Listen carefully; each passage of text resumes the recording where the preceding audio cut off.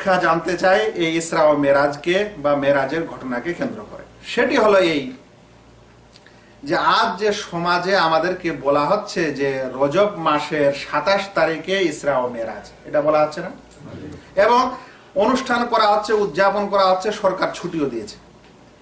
এটা একটা উম্মতকে গুমরাহ করার একটা বড় তারিখ, সহি পথ থেকে ফিরানোর একটা কি করা হয়েছে, একটা বড় প্রতারণামূলক তারিখ নির্ধারণ করা হয়েছে।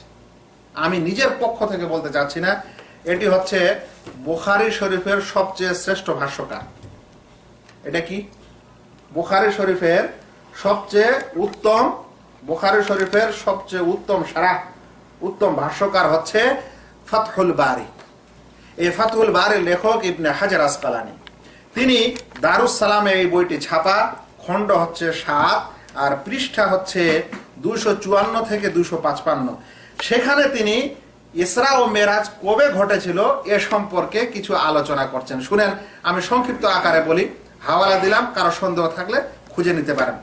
তিনি বলছেন ওয়াকাদ ইখতালাফা ফি ওয়াক্তিল মেরাজ, মেরাজ কখন হয়েছিল, মানে আমি এই কারণে বলছি যে আমাদেরকে 27 তারিখে মেরাজ ধরে নিয়ে উদযাপন করা হচ্ছে, কোন এদিক ওদিক করা হচ্ছে না। কিন্তু ওলামায়ে কেরাম কি তথ্য দিয়েছেন এই তারিখ সম্পর্কে একটু শুনেন। ওলামায়ে কেরাম ওইটা কোন তারিখে ছিল এ সম্পর্কে আলোচনা করছেন না, এটা কোন মাসে ছিল, কোন বছরে ছিল, ওই নিয়ে তাদের মতভেদ আছে। কথাটা বুঝছেন তো? তারিখটা তো দূরের কথা, বরং কোন বছর আর কোন মাসে হয়েছিল ওইটা নিয়ে মতভেদ, আর এরা তারিখ নির্ধারণ করে বসে আছে। সেই জন্য বলছিলাম এটা বড় প্রতারণা। বলছেন যে কখন হয়েছে এই বিষয়ে ইখতিলাফ আছে। ফাকিলা কানা কাবলাল মাবাস, বলছেন কিছু লোক মনে করেন যে তার নবী হওয়ার পূর্বে ইসরা ও মেরাজ হয়েছে। অতঃপর বলছেন ওয়া হুয়া সাতজন, এই মতটা নগণ্য মত, এটা নেওয়া যাবে না। তারপরে বলছেন ওয়া যাহাবাল আকসার ইলা আন্নাহু কানা বাদাল মাবাস, অধিকাংশ লোক, অধিকাংশ ওলামা এটা মত দিয়েছেন যে এই ঘটনাটি বিআসাতের পর, মানে নবী হওয়ার পর এই ঘটনাটি ঘটেছে। তারপর বলছেন সুম্মা ইখতালাফু ফাকিলা কাবলাল হিজরা বিসানা, অতঃপর মতভেদ করেছেন যে কেউ বলেছেন কাবলাল হিজরা বিসানা, হিজরতের 1 বছর পূর্বে ঘটেছে, হিজরতের 1 বছর পূর্বে। সেটা কি বলা হচ্ছে যে রজব মাসের 27 তারিখে ঘটেছে। তারপরে বলছেন কালাহু ইবনু সাদ, এই কথাটিকে ইবনু সাদ বলেছে। ইবনু সাদ কে? ইবনু সাদ হচ্ছেন আত-তাবাকাত আল কুবরার লেখক।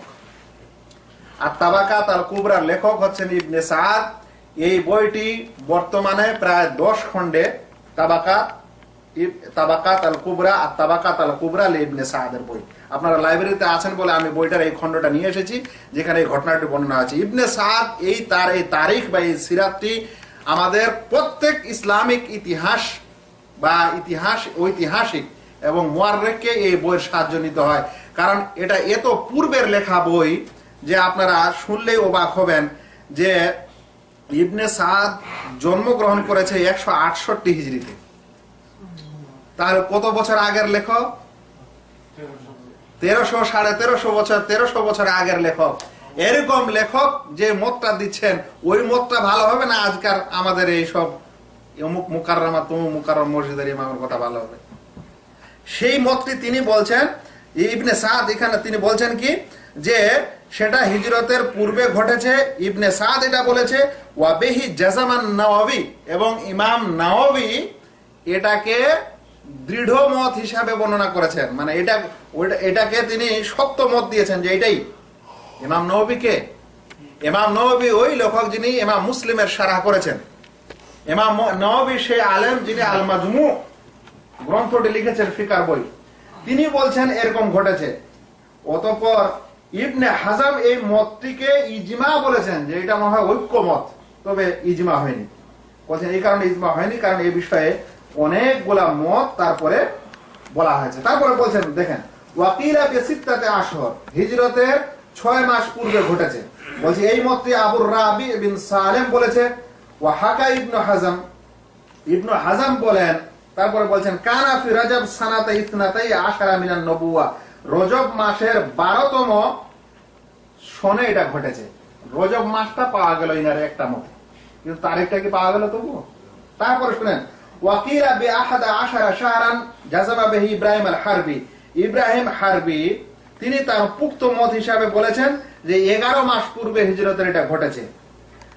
বলছেন হয়তো কাল কানা ফি রবিউল আখির ক্বাবলা আল হিজরা বিসানা, রবিউল আখির মাসে ঘটেছে হিজরতের এক বছর পূর্বে। তাহলে এখানে মাসটা কি হয়ে গেল? ইনার মতে রবিউল আখির হয়ে গেল। বলছে ওয়ারাজ্জাহু ইবনুল মুনির ফি শারহিস সিরা ইবনে আব্দুল বার, ইবনুল মুনির শারহুস সিরাতে এই মতটাকে প্রাধান্য দিয়েছেন। অতঃপর বলা হচ্ছে কি ক্বাবলা আল হিজরা বিসানা ওয়া শাহরাইন, হিজরতের 1 বছর 2 মাস পূর্বে ঘটেছে। ওয়া কিলা ক্বাবলাহা বিসানা ওয়া সালাসাত আশহুর, 1 বছর 3 মাস পূর্বে ঘটেছে, এটা ইবনে ফারিস বলেছেন। আর কেউ বলছেন 1 বছর 5 মাস পূর্বে ঘটেছে। কালাহু সুদ্দি, এটা সুদ্দি বলেছেন। ওয়া আখরাজহু মিন তারিকিহি আত-তাবারি ওয়াল বাইহাকি, ইমাম তাবারি ও বাইহাকি বর্ণনা করেছেন। বলেন ফাআলা হাযা কানা ফি শাওয়াল, এই মতগুলা নিলে দেখা যাচ্ছে, এই মত নিলে দেখা যাচ্ছে শাওয়াল মাসে ঘটেছিল। তো রজব পাওয়া গেল, রমজান পাওয়া গেল, রবিউল আখির পাওয়া গেল, আবার কি পাওয়া যাচ্ছে?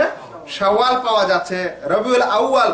ওয়া বিহি জাসামাল ওয়াকিদি, ওয়াকিদি সবচেয়ে বড় ইসলামিক ঐতিহাসিক, প্রাচীন ঐতিহাসিক মনে করা হয়, সেই ওয়াকিদি বলছে রবিউল আউয়ালে হয়েছে। তাহলে এতগুলা মত এখানে দেখা যাচ্ছে যে কোন মাসে ঘটেছে এবং কোন বছরে ঘটেছে। ওলামায়ে কেরামদের মধ্যে এত মতভেদ, আমরা কিভাবে 27 রজবকে নির্বাচন করে এটা পালন করে যাচ্ছি? ইবনে সাদ তাবাকাত আল কুবরার কথা যখন চলে এসেছে, তাহলে সেখান থেকে আমি একটা কোটেশন আপনাদের পড়ে শোনাই। এই তাবাকাত আল কুবরা ইবনে সাদ, যেটা দারুল কুতুব আল ইলমিয়া বাইরুতে ছাপা হয়েছে, সেই ছাপার প্রথম খণ্ড 166 নম্বর পৃষ্ঠায় লেখা হচ্ছে ফালাম্মা কানা লাইলাতাস সাবতি লিসাবি আশারা খালাত মিন শাহরে রমাদান ক্বাবলা আল হিজরা বি18 শাহরান, বলছে যখন শনিবারের রাত হলো আর 17ই রমাদান হলো হিজরতের পূর্বে, ওই সময় এই ঘটনা ঘটেছে। তাহলে ইনি কি বলছেন? রমজান মাসে। আর অন্য জায়গায় বলছেন যে লাইলাতাস সাবআ আশারা মিন শাহরে রবিউল আউয়াল, রবিউল আউয়াল মাসের 17 তারিখে এই ঘটনা ঘটেছে। কারণ এরকম একাধিক বর্ণনাকারী যারা এই ঘটনাটাকে বর্ণনা করেছেন, তারা সকলে মতভেদ করেছেন যে এটা কোন মাসে ঘটেছিল আর কখন ঘটেছিল। কিন্তু এ সকল কিছুর কোনো তোয়াক্কা না করে আমাদের দেশের কিছু হুজুর, কিছু আলেম এটা উদযাপন করবে বলে 27 রজবকে বেছে নিয়ে মানুষকে এদিকে উদ্বুদ্ধ করা হচ্ছে, গোটা সমাজকে নোংরা করা হচ্ছে, প্রতারণা করা হচ্ছে, এবং যেটা সত্য ইতিহাস সেটা লুকিয়ে একটা দিন উদযাপন করার চেষ্টা করা হচ্ছে। এরকম মানুষকে আল্লাহর ভয় করা দরকার। আমরা পঞ্চম যেই শিক্ষাটি এখানে নিতে চাই সেটা শরঈ শিক্ষা নয়, আমরা একটু আঁচ করাতে চাই বা বলতে পারেন মানুষকে একটু বলতে চাই। সেটি হলো এই যে ঘটনাটি ঘটেছে, এটা পুরোপুরি অলৌকিক ঘটনা। এই ঘটনা মানুষের বর্তমান ঘটনার সাথে কোনো ক্যাশ করা, বিবেক দিয়ে যাচাই বাছাই করা যাবে না। এই ঘটনায় যে জিনিসটি প্রমাণিত হচ্ছে সেটা হলো যে আকাশ 7টি আছে। ওইটা আকাশ আছে, কিন্তু আমরা দেখতে পাচ্ছি একটা। আর ওই আকাশের নিচেই, যে আকাশ দেখতে পাচ্ছি সেই আকাশের নিচেই চন্দ্র, সূর্য, গ্রহ, নক্ষত্র থেকে নিয়ে সায়েন্স বিজ্ঞান এখনো ঘোরাফেরা করছে ও রিসার্চ করছে। কিন্তু ইসলাম বলছে যে এটা তো প্রথম আকাশ এবং তার নিচের ব্যাপার, এরকম আরো কয়টা আছে উপরে? আরো 6টা আছে। তাহলে সায়েন্স কতখানি উন্নতি করেছে, এবং এ সকল কিছুর উন্নতি করতে হলে আর কি প্রয়োজন আছে, এটা একটু চিন্তার প্রয়োজন। সেই কারণেই আমি বলছিলাম যে শরঈ মাসালা নয়, তবে চিন্তা করার অবশ্যই কি আছে, প্রয়োজন আছে। লাস্টে যে কথাটি বলতে চাচ্ছি সেটি হলো এই যে সকল লোকেরা এই শবে মেরাজ উদযাপন করছে, তাদেরকে 2-1টি জিনিস চিন্তা করা প্রয়োজন। 1 নম্বর হলো এই যে যখনই এই জিনিসটা আমরা উদযাপন করতে চাচ্ছি, তখন কোন কিতাব এবং সুন্নত থেকে কি কোনো দলিল আমরা দিতে পাচ্ছি বা দিচ্ছি না, এমনি করছি। রমজান মাসে লাইলাতুল কাদরে আছে, ইবাদত করতে হবে, কোরআনে এসেছে, হাদিসে এসেছে। শবে বরাতের সম্পর্কে কোরআন থেকে না পেলেও জয়ীফ হাদিস কিছু এসেছে, কিন্তু শবে মেরাজ সম্পর্কে কোন জয়ীফ হাদিসেও কি এসেছে যে উদযাপন করতে হবে? আর শবে মেরাজ পালন করলে কিভাবে করতে হবে এর কোনো বর্ণনা কি কোনো হাদিসে এসেছে? এই সকল যে 2টি বই আপনাদের সামনে দেখালাম খুলে, এখানে তারা লিখছেন যে কিসসাত ও মেরাজ, কেউ বলছেন ওয়াকিয়াত ও মেরাজ, কিংবা কেউ বলছেন হাদিস ও মেরাজ।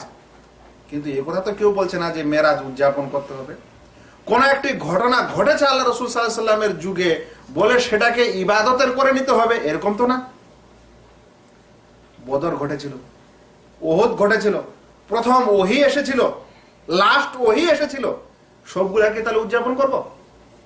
তো কোন ঘটনা ঘটা আর উদযাপন করা দুটি আলাদা জিনিস। যখন উদযাপন করতে যাচ্ছি তখন আমাদেরকে কিছু না কিছু জিনিস সেখানে করতে হচ্ছে। আর এই কারণে বেদাতি নামাজ শুরু হয়েছে, বেদাতি দরুদ শুরু হয়েছে, আরো কিছু হয়েছে, আরো কিছু হয়েছে। আল্লাহ রাসূল সাল্লাল্লাহু আলাইহি সাল্লাম কি এই রাতটি কখনো উদযাপন করেছিলেন? মেরাজ ঘটেছিল এতে সন্দেহ নেই, কিন্তু উদযাপন করেছিলেন যেভাবে করা হচ্ছে? যদি না করা হয় তাহলে কিভাবে আমরা সেটাকে নেকির ওসিলা এবং জারিয়া মনে করছি, আর যারা করছে না তাদেরকে বিদআতি বলে একেবারে ওদের সম্পর্কে যেমন তাই ফতোয়া দিয়ে বেড়াচ্ছি। যাই হোক, লাস্ট কথা হলো এই যে ইসরা ও মেরাজ একটি ঘটনা, একটি অলৌকিক ঘটনা। আল্লাহ রাসূল সাল্লাল্লাহু আলাইহি সাল্লামের মর্যাদা এবং তাতে যা কিছু এসেছে সেটার সবচেয়ে বড় কথা হলো যে 5 ওয়াক্তের নামাজ আমাদের উম্মতে মুহাম্মাদী সাল্লাল্লাহু আলাইহি সাল্লামের প্রতি ফরজ, সেটা আদায় করতে হবে। সেটাই সবচেয়ে বড় পাওনা এবং বড় শিক্ষা। কিন্তু শবে মেরাজ ঘটেছে বলে এটাকে একটা ঈদের দিন বানিয়ে নিব, সেখানে বিশেষ ইবাদতের কথা বলবো, উদযাপন করার কথা বলবো, এরকম কোন প্রমাণ ও দলিল কোন সহি জয়ীব কিছু থেকেই পাওয়া যায় না। অথচ ওরা তারা একটি দিনকে, তারিখকে নির্ধারণ করে নেওয়ার পর মানুষকে প্রতারিত করছে এবং সত্যিকারে একটা সত্য ইতিহাসকে গোপন করে একটা মিথ্যা ইতিহাস দিয়ে মানুষকে এইভাবে আর বিদআতের মধ্যে লিপ্ত করাচ্ছে। আল্লাহ তাআলার কাছে দোয়া করি আল্লাহ যেন আমাদের সকল ভাইকে দ্বীনের সহি জ্ঞান দান করেন, অতঃপর তার প্রতি আমল করার তৌফিক দান করেন। যে সকল লোকেরা এই সকল উদযাপন করেন বা করছেন তারা একটু আল্লাহকে ভয় করেন, করার পর দ্বীনের সঠিক জ্ঞান এবং সঠিক ইলম মানুষকে দেন, ওই অনুযায়ী চলেন। ওমা আলাইনা ইল্লাল বালাগ। আসসালামু আলাইকুম ওয়া রাহমাতুল্লাহি ওয়া বারাকাতুহু।